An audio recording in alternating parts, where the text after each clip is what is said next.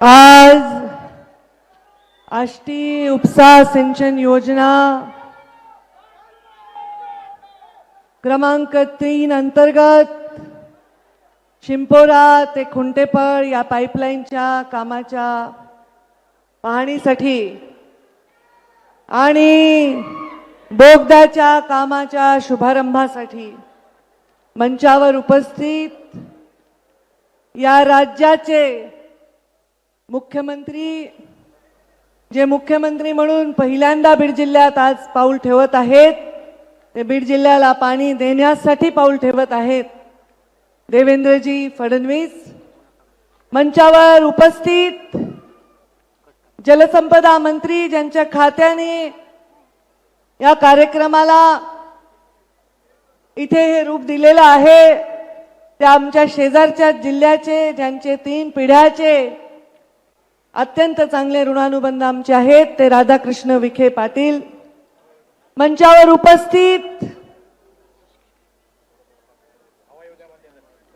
माझ्या निवडणुकीमध्ये ज्यांनी मला पराभूत केले आणि निवडून आले, ते बजरंग बाप्पा.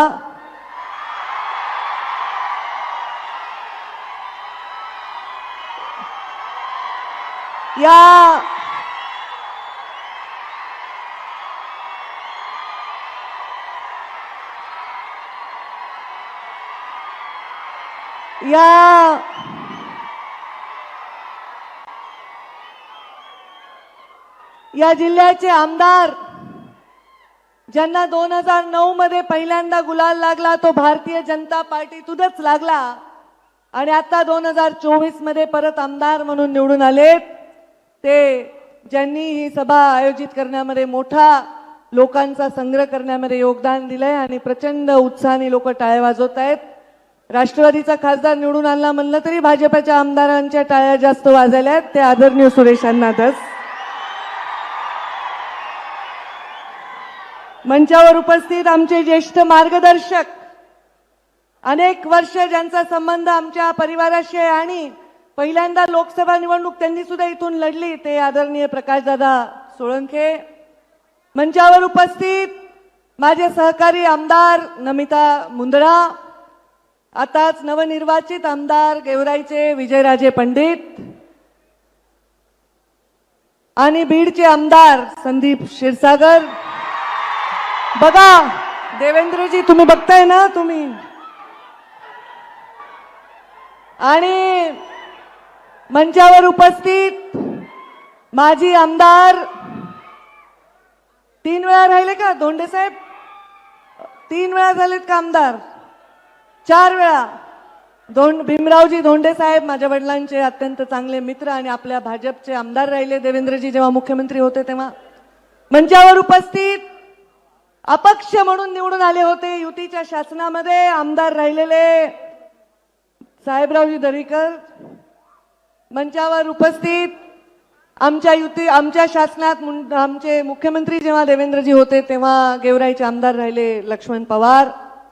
मंचावर उपस्थित जलसंपदाचे सचिव दिलीप कपूरजी, आयुक्त गावडेजी, पाठकजी, जिल्हाधिकारी आमचे आणि आदित्य जीवणे CEO, समीर काझी अध्यक्ष वक्फ बोर्डाचे, आमचे भाजपाचे जिल्ह्याचे अध्यक्ष शंकर देशमुख आणि मंचावर उपस्थित सर्व इतर मान्यवर आणि या सभेला मोठ्या संख्येने आलेले सर्व शेतकरी बांधव, वडीलधारी मंडळी, तेवढ्याच मोठ्या संख्येने, त्याहूनही अधिक संख्येने आलेल्या आमच्या लाडक्या बहिणी. देवेंद्रजी, या सगळ्या तुमच्या लाडक्या बहिणी आहेत आणि अत्यंत जोरात घोषणाबाजी करून या कार्यक्रमाचा उत्साह वाढवत असलेले देवेंद्रजी, आपल्याला बाहुबली म्हणून संबोधित करणारे हे सर्व युवा बांधव.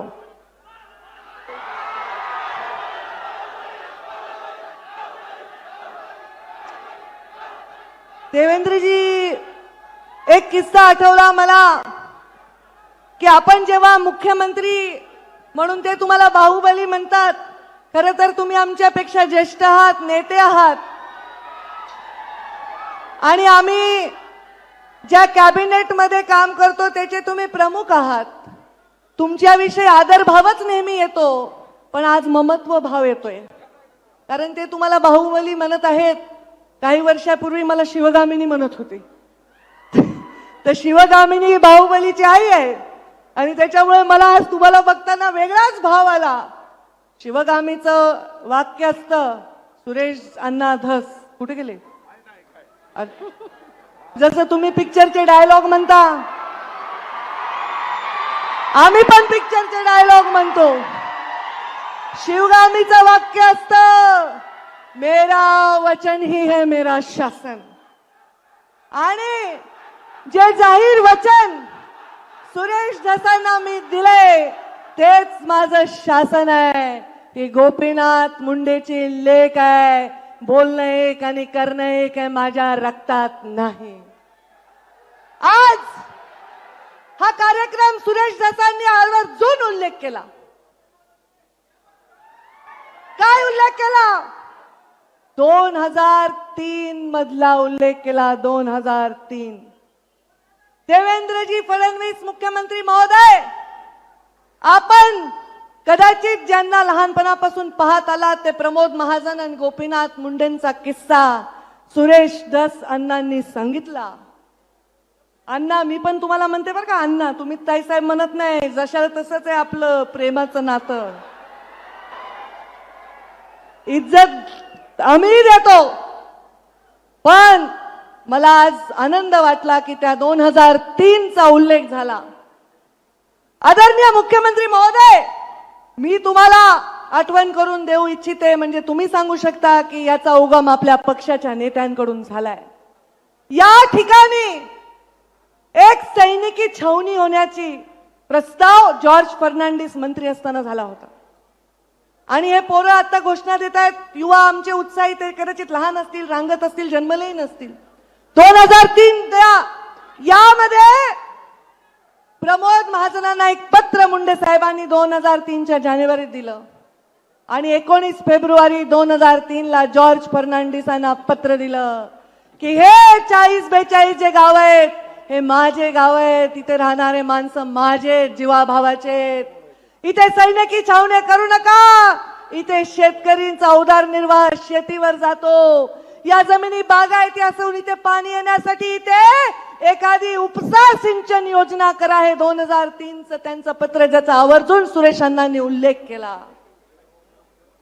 आपल्या जिल्ह्याच्या शेतकऱ्यासाठी, आपल्या जिल्ह्याच्या तळागाळातल्या माणसासाठी सदैव काम करताना, कुठली भूमिका घेताना कधी मागे पुढे बघायचं नाही. आजच्याही कार्यक्रमात चर्चा होती, पंकजा मुंडे येणार येणार येणार. का नाही येणार बाबा? सुरेशांना, तुम्ही आपल्या जयदत्तचं लग्न केलं तेव्हा मला साडी घेऊन पत्रिका घेऊन आला होतात, तेव्हा मी आले. धाकट्याचं नाव काय? सागरचं करताल तेव्हा बोलवलं तर येईन बाबा, नाही बोलवलं तर नाही येणार. पण हा कार्यक्रम शासनाचा आहे आणि आज तरी शासन देवेंद्र फडणवीस आणि पंकजा मुंडे मंत्री आहे, राधाकृष्ण वाके पाटील मंत्री आहे, तेव्हा मी आले. तुम्ही घरगुती कार्यक्रमाला बोलवलं तर येईन, पण हा सरकारी कार्यक्रम आहे आणि हा माझ्या शेतकऱ्यांच्या भविष्याचा कार्यक्रम आहे. त्यामुळे इथे कुठे बॅनर मध्ये फोटो आहे का, पत्रिकेत नाव आहे का, माझी खुर्ची कुठे आहे, ह्या कसल्याही गोष्टीत मी पडले नाही. तुमच्यात जरी बसून मला बसता आलं तरी मी आले असते. पण माझंही भाग्य मोठं आहे ना, मी पण मुख्यमंत्र्यांची लाडकीच वाटते, कारण मी त्यांच्या हेलिकॉप्टरमध्ये आले. पण देवेंद्रजी फडणवीसांना मला सांगायचंय, बीड जिल्ह्यात जेव्हा 6 पैकी 5 आमदार निवडून येतात तेव्हा तुम्ही मुख्यमंत्री होता. बीड जिल्हा फार लकी आहे, कारण बीड जिल्ह्यामध्ये 19 मध्ये 14 मध्ये 6 पैकी 5 आमदार निवडून आले. आता आमचे सहकारी आमच्या बरोबर आहेत, आमच्याबरोबर राष्ट्रवादी आहे, अजितदादा पवारांचेही आमदार आहेत. आम्ही मरमर करून काम करून निवडून आणलंय. आज आम्ही एकत्र आहोत. ते पालकमंत्री आहेत, त्यांना विश्वास आहे की पालकमंत्री झाल्यानंतर कडकपणे काम करून या जिल्ह्याच्या कानाकोपऱ्यात विकास देण्यासाठी ते आम्हाला नेहमीच सहयोग करतील. पण आज देवेंद्रजी तुम्ही मुख्यमंत्री झालात तेव्हा पहिल्यांदा आलात, 5 आमदार या बीड जिल्ह्याचे झाले आणि मी पण मंत्री झाले. बघा, मी मंत्री झाले आणि तुम्ही मुख्यमंत्री झाला, थोडंसं लक आमचं पण आहे. पण तुम्ही मुख्यमंत्री झाल्याचा आनंद हा आहे, कुठला अभिनिवेश नाही, कुठला बडेजाव नाही. मला माहिती जेव्हा हे बाहुबलीच्या घोषणा देत आहेत, कारण देवेंद्रजींना मी ज्या पद्धतीने ओळखते, तुमच्यापैकी मंचावरचं मला नाही वाटत तेवढं पद्धतीने ओळखतंय कोणी. देवेंद्रजी थोडेसे ओशाळलेत, थोडे लाजायलेत, आणि हे त्यांना कदाचित फार अस्वस्थ करणार आहे. कारण काम करा, कामाने तुम्ही कीर्ती रूपाने उरा, हे संस्कार भारतीय जनता पार्टीचे राष्ट्रीय स्वयंसेवक संघाचे आहेत.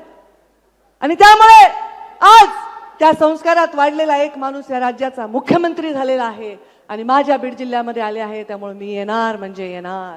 शेतकऱ्याच्या शेतात पाणी जाणार आहे, मी येणार म्हणजे येणार. तुमच्या डोळ्यातलं पाणी पुसायची वेळ आल्यावर कोणताही अभिनिवेश न ठेवता येणार म्हणजे येणार.